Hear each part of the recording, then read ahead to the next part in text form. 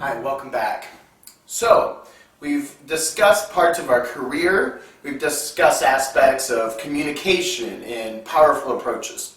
And we've discussed other things which are really important in order to help us advance in life. Now, a lot of people don't realize, but they're suffering also with different forms of depression. And the people out there who are watching this right now who do realize that, know that it can really make life much more difficult than how others seem to be enjoying their lives. So what if I told you there was a way to differentiate yourself from the depression, to no longer be the sadness or experience the sadness as you do, specifically on a daily basis, on a such an interpersonal basis? There's really no need to have that level of sadness in your life when you're taking a metaphysical approach to things. So let's take our insight, let's take the new law, the new precept into mind, and realize that first, we're only getting back in what we're putting out. And that goes on a psychic level, that goes on a physical level, and that goes on a psychospiritual level. So what you're really needing to do at this point is understand what it is that is holding your mind in this depression. And most of the time, it's going to be one of a few different feelings or beliefs. They're going to be centric around fear, doubt, and or worry. And usually it's a combination of these sorts of things. And where the self-esteem comes into this is basically where we've already discussed. You're only going to be able to emit the kind of energy, the kind of affirming beliefs that you are holding inside of yourself. You can't simply say a thing as an affirmation, hope it comes to pass, and not really believe it and expect results. Because you're already cutting yourself off. You're stopping it from happening before it gets a chance to actually occur. So, the first thing I want you to do is to consider what are the things you're saying to yourself. Are there common or consistent things that you are saying to yourself on a day-to-day basis? Perhaps like, I never do it right. I'm always wrong. Nothing ever works out for me. Here it goes again. Or talking about when it rains, it pours. You know, these sorts of ideas. I mess everything up. I am bad luck. People don't like me. People hate me. This is just the way it is. These sorts of things are self-sabotaging doom messages that you're implanting into the coding or the scripting of your life. And once those scripts are ran or those codes come to pass, like in a computer system program, once it's time for them to start playing out, you're going to use those events, those outside circumstances, which are now really just reflecting back to you, which you are, as a way to justify those beliefs. Also as a way to continue to maintain continuity. You're going to roll off of those things, and those are the beliefs that are sabotaging you. When something bad happens to you, something bad, and you're not able to see the good side in it right away, just know you're still coming out of your negativity phase, and it's going to take a minute to recondition your thoughts. This is how I see it. Your brain's on several cycles. It's got larger cycles, it's got smaller cycles. Kind of like cogwheels. It's reminiscent of the Bach-tune cycle of the minds. If you've seen that, if you ever studied into that, you know, there's larger cycles which take place every several, couple hundred years, thousands of years, and some on a monthly and daily basis. On each of these cogs, I'd ask you to imagine that there is a different time which you lived. It came and went, and it will come back to you. Whether it's a time in your childhood, which when that moment came and would not come for another 15 years, you implanted a thought of doubt. Like, I mess up everything. Well, maybe it's 10 years later when a similar situation rolls around, when that cog comes back into play in your life, what's going to happen is you're going to hear, I mess up everything. And wherever you're at in your life, you now have a choice to continue that, reinforce that, into all of your smaller cogwheels, in all your smaller cycles, which are happening simultaneously, like your daily cycles, your weekly cycles, your monthly cycles, your yearly cycles, even your minute or your hourly cycles, which are a lot easier to change than these longer cycles, because you can attack over a short period of time a thought process much easier than you can a longer spread out belief cycle, like something that you really only revisit once a year. So the more time it takes in between each repetition of the thought cycle, the more consistent you are required to be in your process. Which means you can't just be one way this year and then 3 years be something different. It has to be along the same trajectory, getting better, but it has to be a positive thing. Being positive this year isn't going to ensure positivity, 3 years down the line, if you're not continuously maintaining that within your life. It is your own personal responsibility to interpret the situations and the circumstances in your life in a positive way, in a way that reinforces you, that supports you, that is supportive towards your growth and your development. If you are looking for other people to validate you, or if you find yourself easily invalidated by the circumstances which are occurring in your life, then you're basically just going to be tossed to and fro by the winds of change, whether that's by what somebody tells you one day, how somebody compliments you one day, or how somebody offends you one day. And that sort of fickleness of mind is really what's going to undermine your ability to take your life to the next level. So first things first, and you've probably most likely heard all of this information fragmented over different parts of your life, but if you don't really consolidate it into one belief system and then really punch it into activation, you're going to miss, it's going to take a long time to learn this stuff. So what you really want to learn first is that you're responsible for your thoughts and your feelings, that you should not compare yourself to other people, and you should not have expectancies out of the world that if they are not met, then that makes your cause to be upset. Some people look at a series of events in their lives. Maybe they grew up impoverished in Sudan, and where they could not eat, where their families were killed and murdered and slaughtered, and there's disease and pestilence around them. And somehow over the years they've managed to rise up out of that. And most of the time when somebody's rising out of a situation like that, it's not through moping around, feeling bad for themselves, and blaming other people. But instead, that comes about because they see the bright side in everything. They're glad they're alive. They're happy for the health that does surround them. They're happy for the blanket maybe they might have. These little things, these little aspects and actions of gratitude are what bring about bigger and bigger things into their lives. And that's what they climb up. That's what... For instance, if it's a blanket and they're very just grateful they have a blanket and it happens to be a great blanket and they love this blanket, that gratitude for that blanket can lead to a better blanket coming around. And from being in a state of gratitude about this new blanket, even a better one can come around, or a whole bed that can support it based on the way a person's thinking.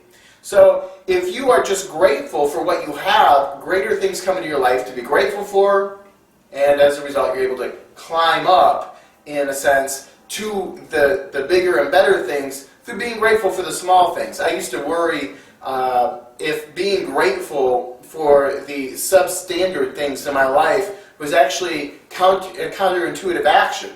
Was it actually holding me back to be thankful for a carpet that had stains in it, blankets that had holes in it, things like that? Was that telling the universe I want more stains and holes in my life? And what I realized is, in fact, no. There's a trust process here, and you've really got to accept this in order to move forward with this belief system, and that's that your soul and God, they know what you really want. They know that you want better things. You don't have to say, thank you for this carpet, even though it has stains all over it. That might be a way to get more more stained carpet. You might just say, thank you for this carpet. Huh? When you handle what you have with the gratitude, then you're going to get things which reflect that gratitude. Or, as you've probably heard ingrained in your head from the movie The Secret, you're going to receive more things to be grateful for. All right, so that is pretty elementary stuff at our level, right? Well, it goes a little bit deeper when you're suffering with depression, when you're suffering with sadness on a constant, consistent basis. When there's negativity filling your heart every day. A lot of people don't realize that they're actually addicted to sadness and sickness. They're addicted to the drama. They're addicted to the circumstances. And yet they claim they want to stop. They might tell you dead in the eye, I wish all the pain in my life would go away. At the same time, they're still cultivating it.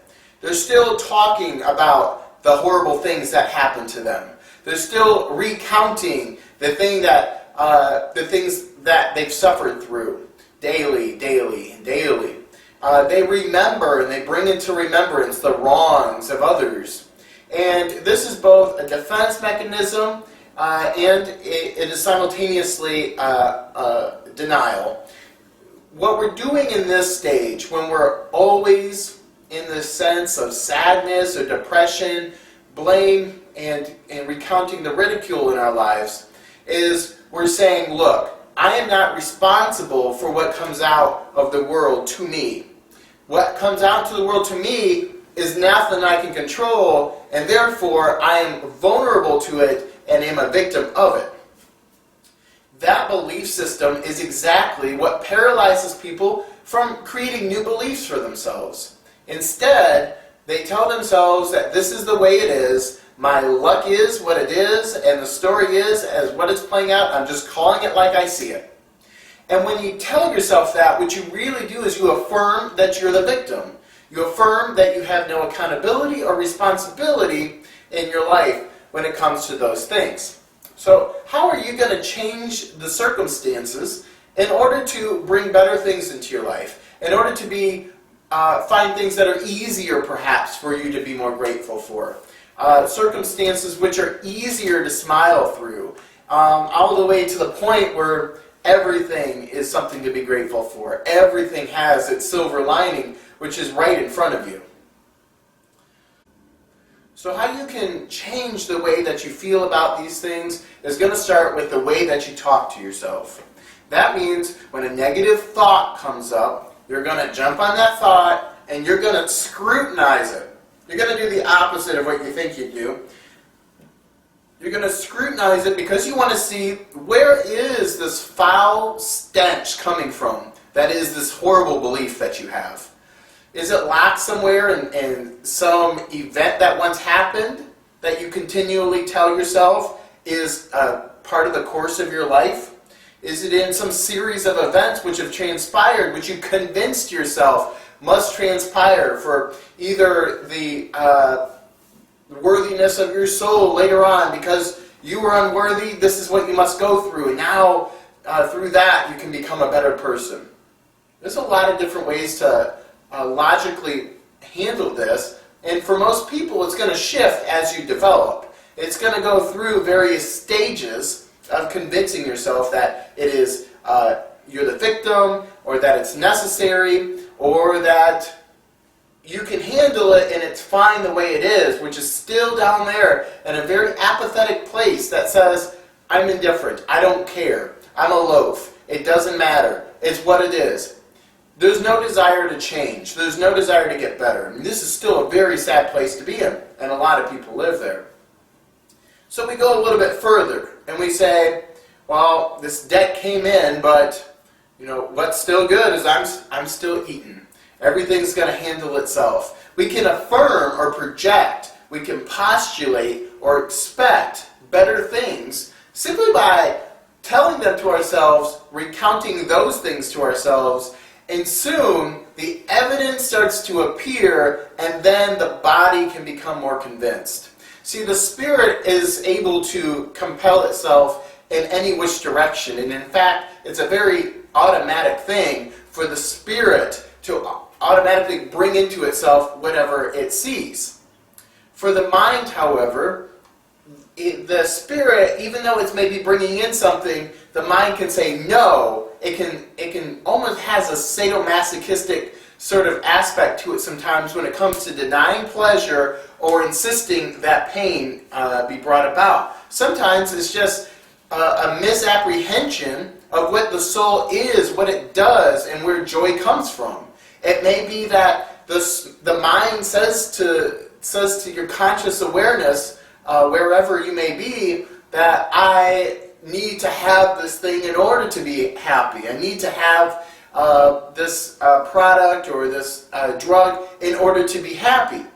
Now, some people don't realize that there is a use and an abuse for anything, and it may be alcohol. What if alcohol is your vice? Well, for some people, a little bit of alcohol is a great thing. The Bible says, give the sick man or the sorrowful man some alcohol, and it will help him feel better. A little wine makes the heart merry. And then it also goes around and talks about, the addiction process and what happens when you become addicted to it. So there is a purpose for things, but when you start to substitute your personal reasons for being happy with the things themselves as being the culprit for joy, then you've completely given away your ability to be happy on your own, and now you are dependent on another thing. And so the body ceases to produce normal things, normal enzymes and antibodies, and now it expects to receive the substitute flow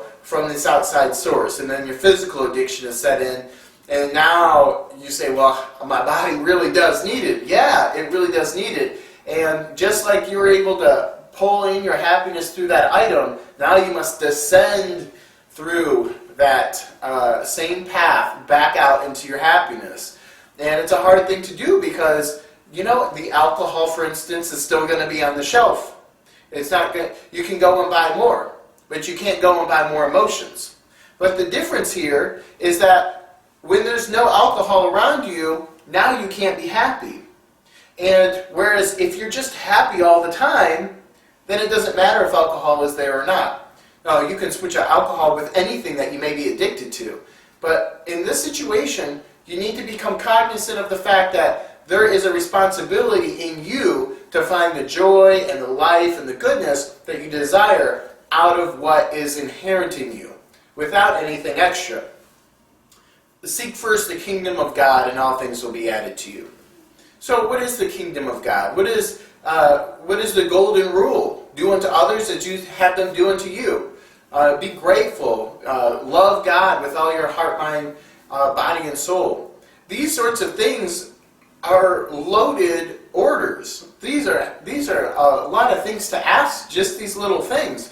Because your first step to try to love God, if you haven't if you're not a particularly spiritual person, or your first attempt to think good on others, even though you have a pessimistic, insight on everything, or whatever the case may be, you are now responsible for going through the psychology of your own mind, unraveling where the issues lie, and then fixing those things. Now, you can do this through study of spirituality, of your religious philosophy, whatever it might be, but it's important that you do this activity. This activity is really a never-ending activity because it becomes the paradigm through which you see yourself. It's the lens through which you see yourself. If you see yourself in one place in life and you're able to step out of where you are, this is where consciousness begins to expand. However, it's absolutely necessary if you're ever going to get to a place where you can actually fix yourself. So let's go back a few notches here. You have a body, but you are not the body. And you know this because in your mind you can see things, or you can put your attention on things which are not presently available in this outside environment. That means if I'm talking to you, I can be imagining a map of the world at the same time. Now, where is my attention? Those attentions, or that attention, that stream of attention, however dispersed it may be between the physical world and my mind, is originating from one place. Spiritualists world over know this place of origin as the soul. as the spirit. So the spirit is seeing through the body. It's seeing through this place inside, and it's either looking into a mind or it's looking through the eyes. Sometimes it's going simultaneous. If I'm looking forward right at you and I can just imagine a horse running along simultaneously, okay, that's an example. But we have two windows that we look out. We look out of the window of the mind, the window of the eyes. Now this is important. Why is this important? It's important because you cannot start to control or handle your mind if you feel that you are your mind. Instead, the mind is a tool, the mind is a window. It just simply is a window. You say, well, my mind originates ideas and thoughts and feelings for me. Well, the feelings are actually the offspring or the byproduct of your interpretation of what's going on. But the mind is simply a tool which is very quite automatic, predictable, and in many ways it isn't very intelligent in and of itself. It holds intelligence, perhaps. It can be programmed to serve intelligently. In and of itself, though, it is not like a spirit or a soul that has this divine connection with God. It is more of an interface, and it can be programmed, it can be hacked into. A person can be brainwashed through this. But you can't soul wash a person, you can brainwash.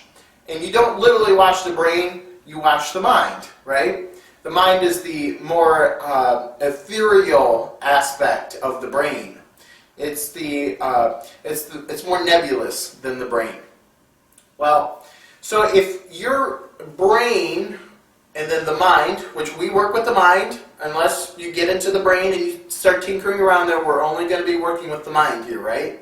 The brain will start to reflect what's happening in the mind eventually. So let's work with the mind. So you have a mind, and then you have eyeballs. The differentiation between what you're seeing on the outside of you through your eyeballs and what you're seeing in your mind, and the person, or the real spirit rather, who's looking at the mind and out the eyeballs, is how you're going to be able to, this paradigm, this perspective is how you're going to be able to step back and start to handle things in the mind and start to handle things in the flesh. Most people believe they're their body. They've lived many years convinced that what happens to my body, or what you do to me, the body, is what you're doing to essentially the person's own soul. This really, there's a buffering between these places, between the spirit place and the mind place, and between the mind place and the body place. And getting these confused is the first way that people begin to create a scenario where they're powerless. So you're probably familiar with the concept of ego. Well, the ego is an identity which is created in order to help us explain or frame who we are as spiritual beings. For instance, if I say, I'm Robert Wallace, and now who is Robert Wallace? Well, Robert Wallace was born in 1985. Robert Wallace went to school in one town, and then he went to school in another town. We start to create characteristics. We personify this story now. Now that might be useful in some ways of helping you to differentiate one thing from another, but it's not useful when it comes to living. Because when we start to take that story on and to see through that story, now our memories, our likes, our dislikes, our good experiences, our bad experiences are seen and skewed through that story. Now, our story, of course, is a subjective story. It couldn't be any other way. If we say, well, you know, let's say in your life, your dad hated you, you say, my dad, his dad hated him. But did his dad hate him? Well, we don't know. We could say objectively, maybe the dad wasn't present or something like that. So you can see how just a little identifier here or there can all of a sudden change how a person feels about themselves, how they feel about their story or their path. It may not even necessarily be true anymore, but that's the con of looking through an ego. The ego does help you to differentiate, in some senses, yourself from others and certain circumstances, but it really needs to be a tool for you under your control. For most people, however, the ego has taken control of them. Most people develop into the idea that if I can control the story or control this synapsis of who I am closely enough, I can guide it into better things. Which means if I can identify with the ego close enough, then I'm going to be able to make the most powerful sense of self out of myself that I can. And in reality, there's more trouble lying in closely identifying with that story than there is by living basically blankly or in present time, free from the remembrances of things that have happened to you. Stimulation, stimuli, things that occurred to you which you can now be re-stimulated of. So you want to make sure that you're free from believing that you're the contents of your mind, because it is a basically automated service system. It's giving you what you've thought about, it's giving you what's happened, and it's now, for if you believe you are the mind in this instance, or the ego, it's now telling you that this is part of a cycle, and it's trying to justify it to itself, and so now it's keeping the cycle alive of pain, of suffering. It doesn't bring anything new into the equation, really, until you start to purposely contribute new ideas into your head. Otherwise, it'll just wash out new ideas as quickly as they come. Your physical eyes, which are looking out into the world, are simply just eyes peering out into the what is. Now, whether it's into the mind, and we say what is what is, and we need not interpret the thing so that we have nasty feelings or negative feelings, or even overinflated flattery feelings, so that we are not prone in this way also in the outside circumstance. It's seeing what is as what it is. The interpretation is what takes us away from the what is. What is just what it is. It doesn't need any more description. But most people live in the interpretation of what is. So if we're walking down the street and we see people walking around doing whatever, we might just say, just people walking around up and down the street. Now, if we want to put an interpretation on it, we can say, well, there's people walking around, rushing to jobs, it looks like they hate, talking on phones, they're angry, rushing along, people standing in people's way. It's just chaos. This is part of an interpretation. Can you see how just letting it be in your own perception through this mind connection is much more beneficial than needing to call it something? You say, well, calling things something is what gives you the foresight in order to prepare, to protect yourself. It's seeing that evil look in that man's eye and know he's getting ready to do something and to do something about it. And if you're just looking at what is, you could be standing there noticing a lion coming at you, and there's a lion coming at you. You're just, what it is, and then you're eaten by the lion. Well, here's where we continue to grow, because the mind and the body and the spirit are not going to work in a way that, aside of identifying from the interpretation of the thing, is going to lead you to walk off a cliff, because that's not the case either. Your body is going to become more instantaneously responsive to situations which are occurring in your environment, to both protect you and, more specifically, to help you make the best possible decision at all times. So what does that mean? Well, not only do we often find ourselves making mistakes, having accidents, missing the mark, whatever the case may be, as a result of interpretations, usually because we're not in present time, we're busy thinking about things, we're busy judging things, we're busy worrying about things.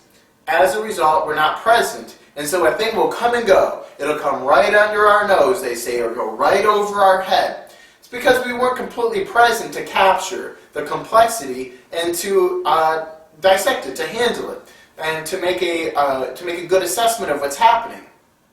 And I wouldn't necessarily connect assessment and interpretation here. Interpretation has a lot more storytelling going on behind it to explain what it means to you, as opposed to what the facts are just trying to say. There's a differentiation. There's a difference between those things. So when we're, for instance, playing a game, we can become much more effective if we're not worrying about other things, worrying about what the other... Albert Einstein said something like 80 or 90% of the things that we worry about in our life never actually happen. And the more you really think about that, the more you see that there's a ton of needless worry and sadness, emotional disturbance going on in your head that really doesn't serve anything. It mostly amounts to you standing there talking to yourself. Or you laying there in your bed worrying about the thing. Or you just running around the room going crazy about certain things. These sorts of behaviors and thoughts and behaviors are not making your environment better. They're not making your future better. They're not even making your present better at all in any way. In fact, they're completely tearing you apart. They're destroying the constitution of your spirit and of your joy. So instead of taking that route, we might take a route of let things be what they are, don't worry about what other people are thinking, and just pay attention to ourselves. Now, that doesn't mean disregard people who are in need. That doesn't mean don't listen to other people, don't care what other people think. It actually turns out to be quite the opposite, because when we only compare ourselves to our past selves and look for progress according to our own personal history instead of where other people are, even bringing ourselves up from a place by looking at people who are in a lesser position, even though that is, if you're going to use the system, leveraging your perspective in a way that's going to help build you up, especially in our weaker phases when we're building up to these stronger perspectives where we're solid in knowing who we are as individuals, then you're really going to be setting yourself free from the worry and ultimately suffering under the self-fulfilled prophecies that you've created for yourself. If that means you're looking at people wondering what they're thinking, you can embarrass yourself right into having an overt or obvious action from another person that points to your deficiency that you were so worried about. Most of the time, people are not paying that close attention to you. If they're paying any attention to you, it might be that you're a curiosity. It might be that there's something weird. But you know what the thing is? If you look at how you think about other people in your own life, you usually walk into a situation where if you're staring at somebody because they're different, if you're looking at somebody because you're wondering about something, sometimes people get offended or upset. You might be thinking good things about them, but they get insecure.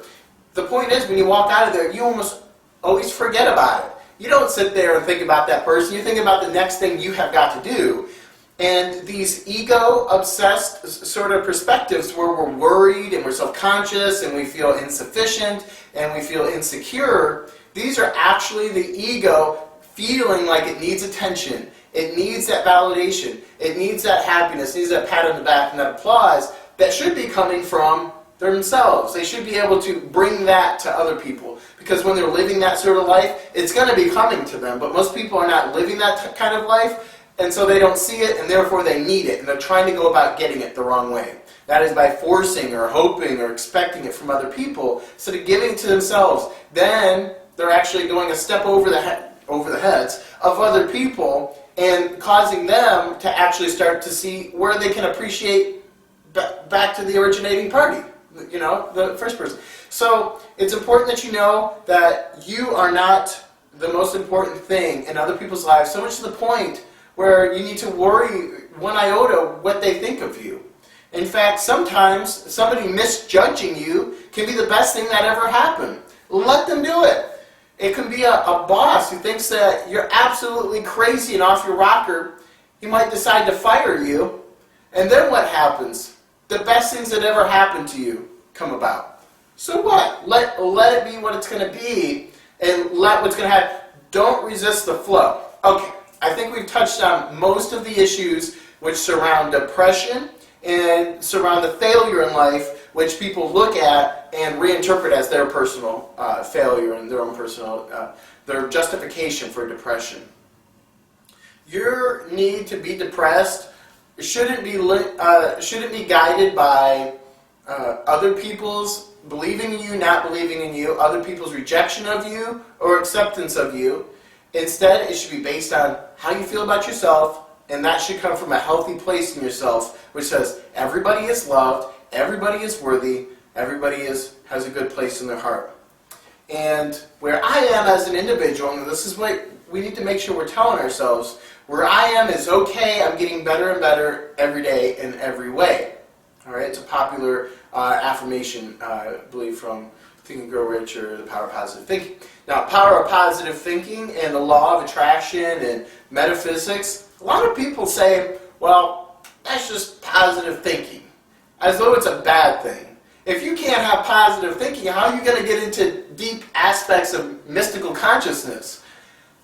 Positive thinking is basically the bottom level of starting any great venture in life. Without a vision, the people perish. Without people perish for lack of knowledge. People don't pursue knowledge. They don't pursue plans. They don't pursue these sorts of things if they think they're going to fail in them. They have a positive expectancy. I don't think there's any shame in expecting a person to be thinking positively. But where we're a few steps over positive thinking is in the tactical application of our thinking processes, specifically how they pertain to our ambitions and our goals in life. If you're a person who has things that you want to accomplish, if you have things that you're trying to get better at, then it's important that you not only think positively about what you're doing, but make sure you're thinking positively in the right places. Because you may be generally thinking positive, but you may still harbor one or two areas of negativity in your life, and those may be the specific areas where the transformation can take place. So we're getting a lot more tactical, we're getting a lot more practical with our thinking. Also, law of attraction and spirituality and these sorts of philosophies, in alignment with the new precept that we're discussing, means that ultimately you're taking action according to the beliefs that you have.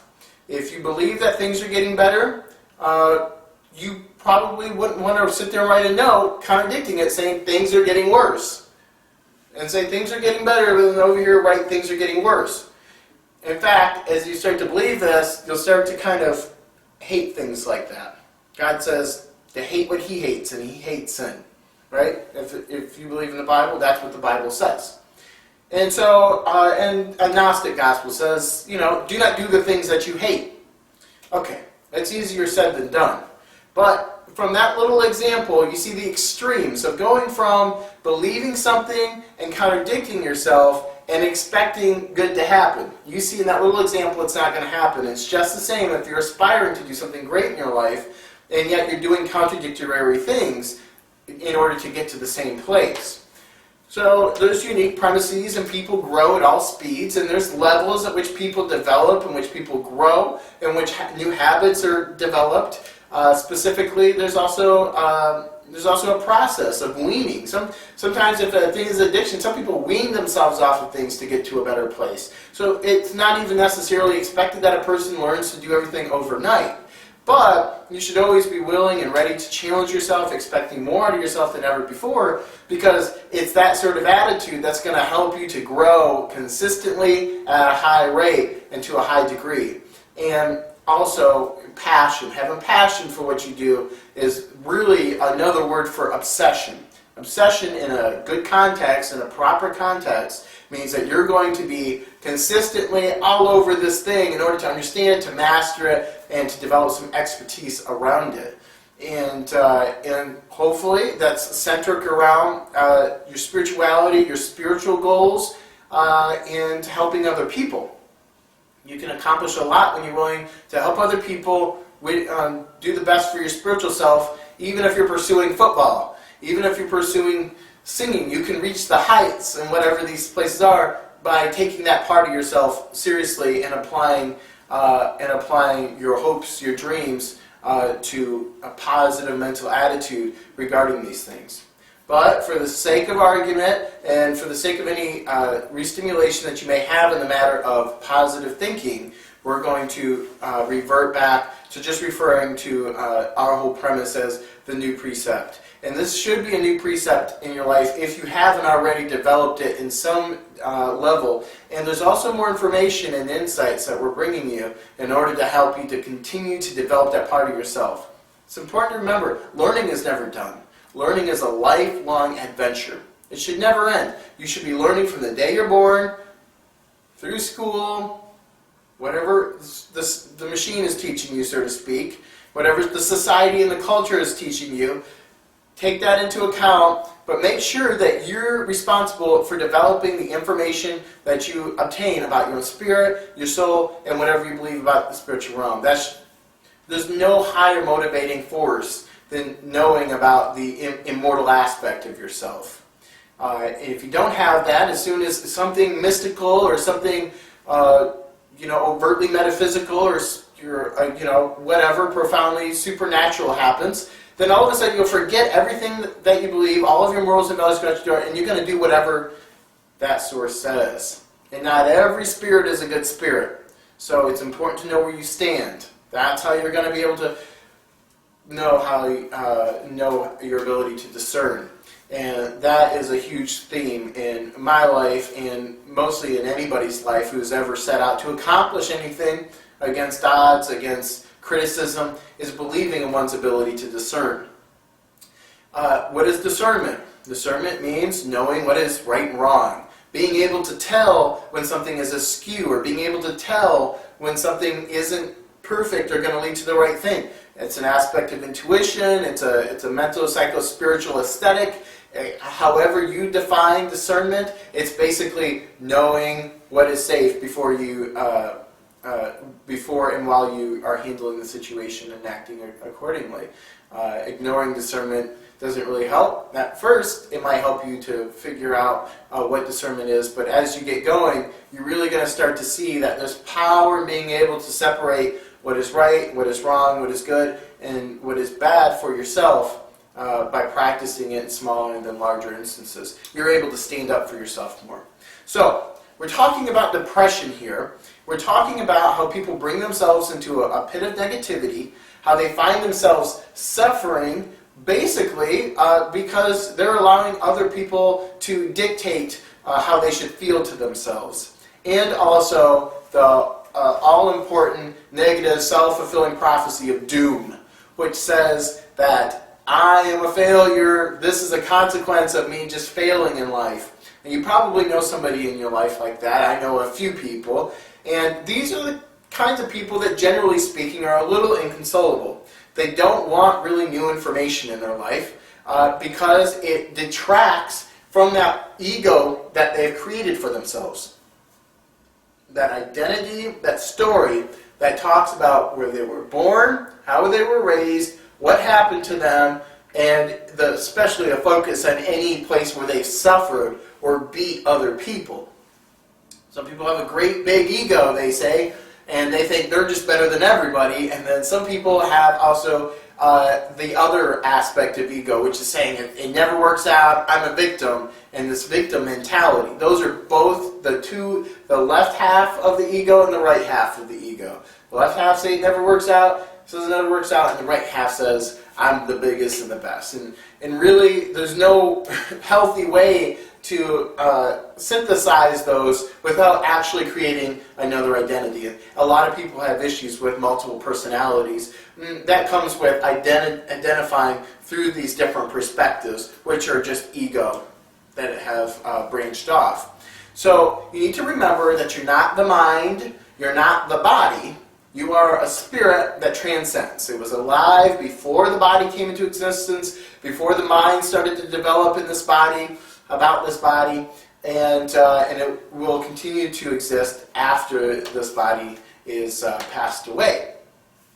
Now, with this perspective, you can begin to hold yourself to higher standards, you can begin to expect more out of yourself, and more importantly, you can begin to see things as positively working out in your favor, and you can see how situations are really not as bad as we build them up to be. Again, there's an addiction sadness for a lot of people. They really don't realize it, but they feed off of the drama. Somebody has something happen to them. They're like, oh, something happened to Bob, something happened to Jan. It's just like, look at the world, you know.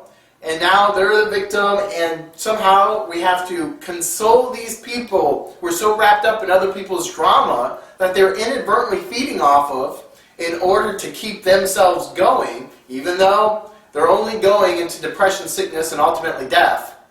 And it is that way of thinking that has ruined a lot of people's lives. There's people who grow up in those sorts of environments and don't realize that they're inheriting negative mental attitudes, which are just, again, self-fulfilling prophecies. While other people grow up in houses where the parents are great and they are positive people, they expect integrity and discipline out of their children, and they live that kind of life. And as a result, they get this seemingly picture-perfect family.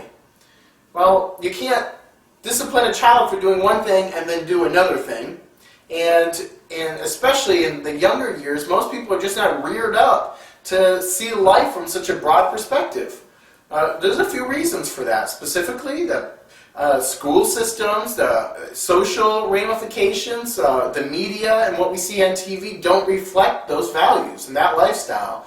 And for a lot of people who are egocentric, where that identity, that story that they have about themselves is the interpretation they have of themselves, they need to find themselves in alignment with the general populace. That's where validation comes from. That's where being normal comes from. And that's how they're able to differentiate themselves from the crazy people who are, whether they're into metaphysical things or whether they are into, other weird things. Well, metaphysics is kind of a weird thing in this day and age. It's becoming more accepted, but there's no shame in that. It's the mere interpretation. But there's people who are studying downright destructive things that are a result of the ego. And as a result, people may want to distance themselves from those extremes. So whether it's a high spiritual calling you have, or another person just wants to go off and take a destructive course, people want to identify with a mainstream middle area where everybody seems to be content and sustaining themselves therein in order to cause themselves to feel valid, healthy, and accepted. And as a result, they don't really strive for much beyond what they currently have. If you're one of those people who are content, which I can't believe you are if you're watching this or even this far into watching this, then you're probably that kind of person doesn't want new information. They don't want to get too close to new information out of a fear that they might inadvertently change or that somebody might get into their mind and cause them to think something weird. And that's why a lot of people don't study new things like different religions, different belief systems, and they don't really want to hear about it either. Egocentric people want only to hear validation for what is currently going. That's the nature of the ego. It's a very jealous, greedy kind of being in and of itself. So what you need to do is, if you're seeking a better life, but you also find that you only see yourself in one dimension, and that's the dimension of, well, you were talking about the ego and the story that the ego makes. I guess that's me. That's basically how I live. Then I guess I'm just a one-dimensional person that thinks of their body and lives through this perception you're talking about. You can begin to separate these things. Like most people, I myself grew up in a life where there was one dimension to me. I believed in God. I had some spiritual experiences, but other than when those were happening, I just identified as basically the body. This is Robert, what you can touch and feel. Robert isn't what you can touch and feel. This is Robert's body. This is a vessel that Robert is living in and controlling and giving life to for his purposes of spiritual development while he's in this plane of existence. So if you can start to see yourself as not the body, which means when something happens to the body, you don't say it happens to you because it's not happening to you per se. It's happening to your body. Make that differentiation. That's a healthy differentiation. And if you say you're going crazy or whatever, don't say that you're going crazy. Maybe the mind isn't functioning correctly. You can step back from the functions of the mind and just hear silence, and you're going to be okay. And as a matter of fact, that's the great goal of mystical cultures and spiritual religions all around the world. It's just to be able to be in silence, to be able to quiet the mind down. The role of the mind is to be a supplemental tool in handling what's happening in this dimension and being able to control the functions of the body. It should not take on a life of its own. And for what, 99% of people, it seems like it's taken on a life of its own. And so most people don't know any other kind of reality. That's unfortunate, but if a person seeks, they will find. And finding information like this is really easy if you just simply start to ask questions like, why am I judgmental? Or why am I blaming people for this? Or why am I sad? Again, sadness, depression, these sorts of things are consequences of your own personal interpretation. So let's take another look at the subject matter, because what I find that's really interesting is that what you judge other people of is what you are guilty of yourself, and if not, you become guilty of yourself. So for instance, if you say that, well, that person's stupid, that person's a stupid idiot, well, what were they doing? Maybe they were weaving through traffic a little bit. Maybe they were they were rude and didn't let somebody in the door, a woman, maybe it was a man, he didn't do this action that was expected of him. Whatever the thing may be, later on, if you're a conscious person, you'll start to see instances where your life bears a resemblance. It may just be one action where all of a sudden you're in a rush, or you're trying to get around, you're frustrated with somebody, and so you cut a guy off here, you zoom ahead, and you go off forward. And now other people are going to look at you. Some may be conscious and say, that person's got to go. I hope they get there safe. And others may be saying, look at that stupid idiot. And to think, you were just busy judging this other person. Now, what you'll find is if you take a perspective towards other people, which is accommodating, it's loving, it's understanding, regardless of what you're seeing, that means your interpretation is for the good. It's for their good, it's for your good. You believe everything's working out for the good. If you take this sort of perspective, rather, then all of a sudden, you're going to start to notice people giving you a leeway. You're going to receive compassion in places that you remember having given somebody else compassion, even if it was just in your mind, from your own judgment. You freed them from your own judgment, and all of a sudden, people are trying to let you into their hearts. They're trying to overlook your shortcomings, while others seem to carry a cloud about them, and there's something about them that people just want to pick on. People just want to, drive it to them. It's like, you look like a mean person. You seem rude. Or they're intolerant of this person. Now this person is more than likely, who's being picked on, holding or harboring negativity in themselves. Because we've all seen people who are, whether it's dysfunctional or even disfigured or they're suffering or debilitated in some way, but everybody loves them. And what's consistent about those people that everybody loves that may have those conditions is that they're loving other people first. Is that in their heart of hearts, they hold love and good for other people. Well, other people, whether they simply just don't take care of themselves, whatever it is, all of a sudden now get 5 times more punishment than anybody else. And it's like, well, why am I being picked on? Well, maybe because whether it's you don't love and respect yourself, which is a sign of how you love and respect other people, because that's what we're talking about right now. The way you treat yourself is a reflection of how people are going to see you and what's going to come back to you. Or it may just be, that people just are picking up on the negativity that you harbor. We see it physically as maybe a frown, as maybe a frumpiness, as maybe an attitude. But we pick it up spiritually or intuitively or psychically by the vibe or the feeling, the air that we get when we're around this person. And a lot of times we simply don't feel comfortable, or we get negative thoughts in our head when we're around this person, but then we feel so clear when we're around this person. We feel so airy and in the moment.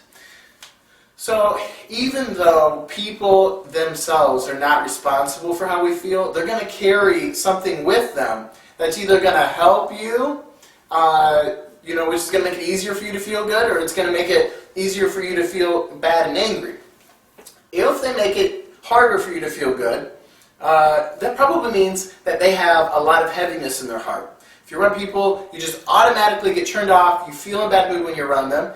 It may be that they're grumbling and complaining in their mind to themselves. They got that loop, that record going. If things don't work out, somebody did this to me, I'm a victim. And whether they say it, which many enjoy talking about this thing in that state, or they don't, you're picking it up, but how you respond to those people in this instance, now you don't want to be that person. If you are that person, then bring yourself, recenter yourself, think of yourself as this person we're talking about now who's trying to deal with those types of people. And what you're going to do is you're going to take the negative thoughts or the attitudes that you feel like you're picking up that maybe you automatically want to respond to, you automatically want to backbite to, that you automatically want to be sarcastic to these people because, well, they're just mean people, so I'm just going to be mean to them.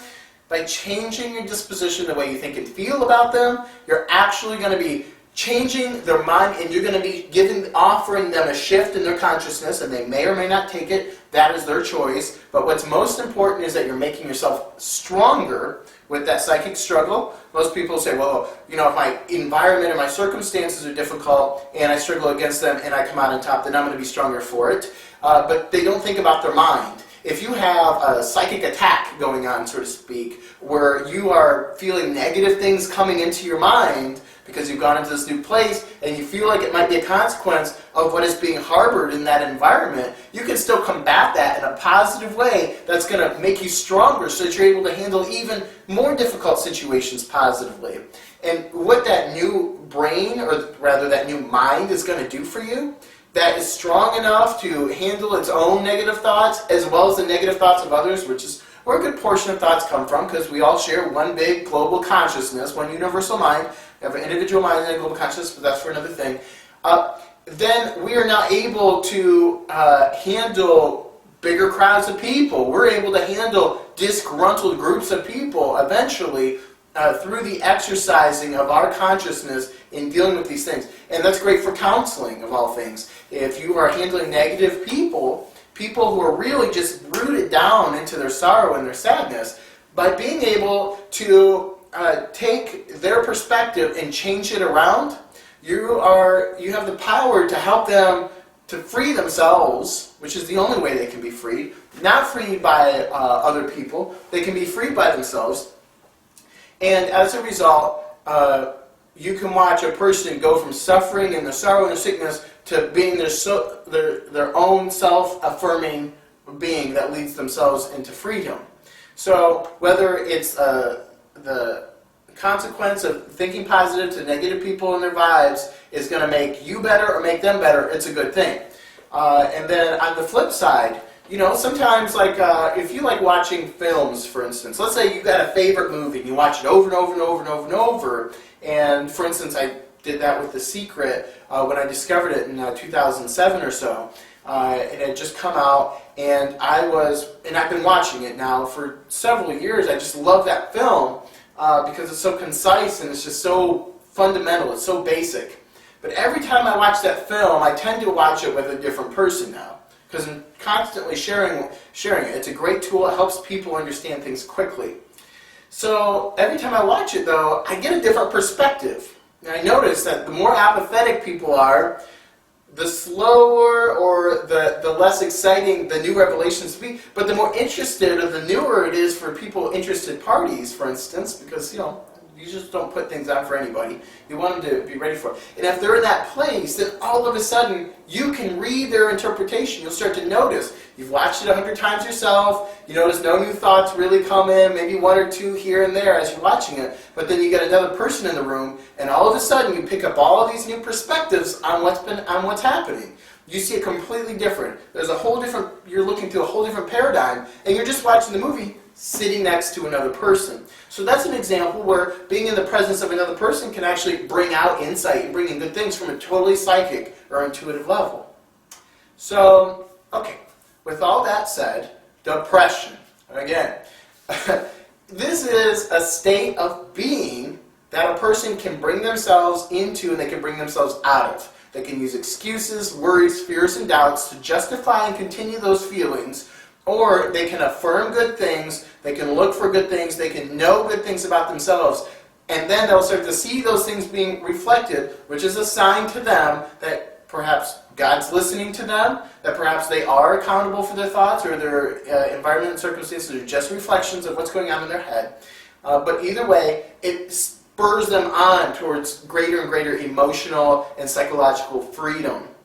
And it's that spiritual freedom that most everybody seeks out. That's the peace that they desire, even if they're atheists and they just want peace in their lives and they don't know where to attain it.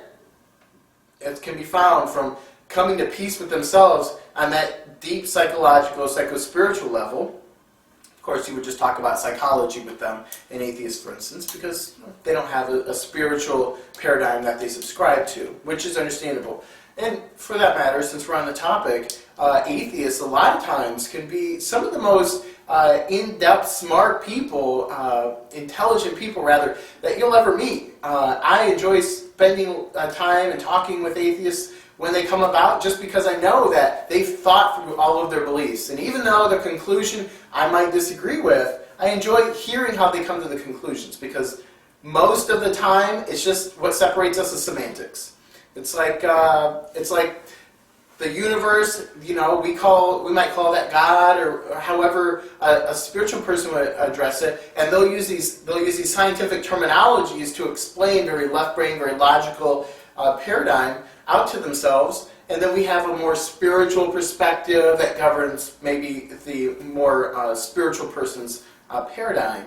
And still, if you know how to communicate, if you're understanding, you don't feel judged by them. You don't worry when they criticize aspects of your spirituality that you don't understand. As a matter of fact, if that happens, you need to study up. Because there shouldn't be, if there's something you don't understand, say, well, I don't know about that, but don't get worked up about it. And if you're able to maintain communication, you're able to really build bridges with people who don't have anybody to talk to. Specifically, atheists, most of them, don't have anybody who's of sound spiritual mind in order to communicate with. And the same with depression, is if you have somebody who's depressed, and, some people you've got to let go.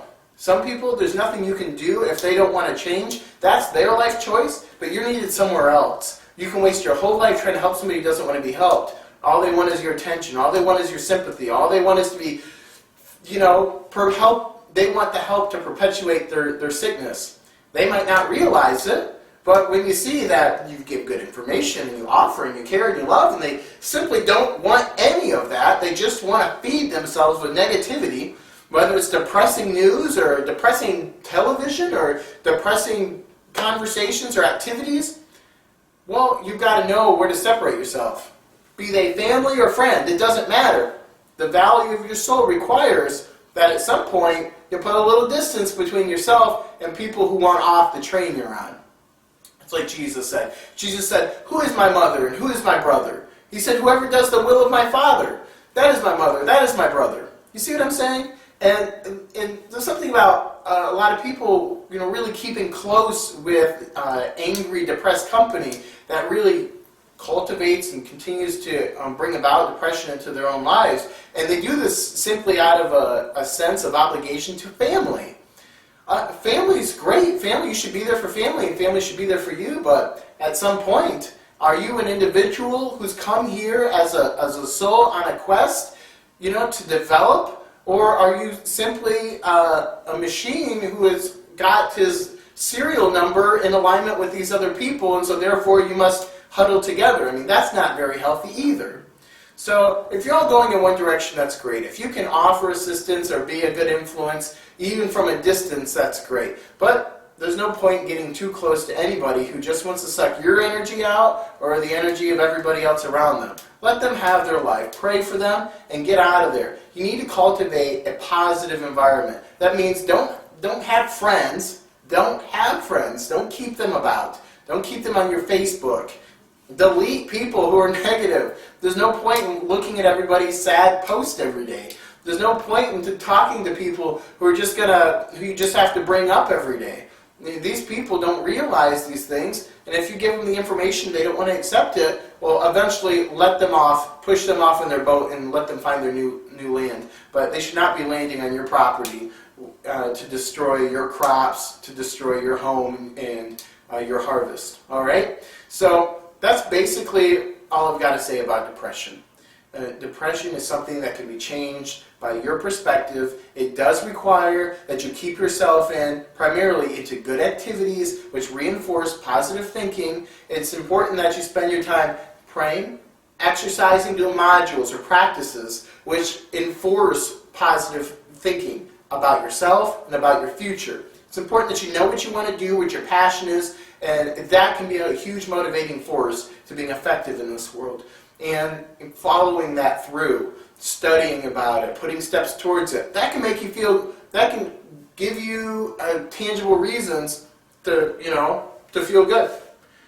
Other people, as I'm saying, is you shouldn't require tangible reasons to make you feel good, but if you're looking for good things to come make you feel good, the trick is you gotta be positive and you gotta search those things out, but they're gonna come around and it's even easier to feel good. Now you want to go even higher. You want to feel even better than where you are. Well, do you need to bring that up in yourself, cultivate that in your life, circumstances will match that, and you're going to be on top of the world. But as long as you're down in the dumps because the TV's not good enough, because the money's not good enough, because the bills are too much, you've already lost. There's never a reason to let material things frame your joy in life. And even though a little wine makes the heart merry, it's not a little wine that should come to make a sad heart merry every moment of the day simply because you're depressed every moment of the day either. That's alcoholism. So dependence on things for your joy is the ultimate evil here. So with that said, if there's any other questions or concerns that you have on the subject, or if there's anything or anywhere we haven't been clear, please go on to the video advice blog. Ask your questions. I'm going to be there to post video responses, and I want to see how we can address some of the things that maybe I wasn't clear on. I think we touched everything though, so come back tomorrow. We're going to handle the rest of making yourself into a better person through the new precept, which is being hosted by Robert Wallace. That's the guy in this body.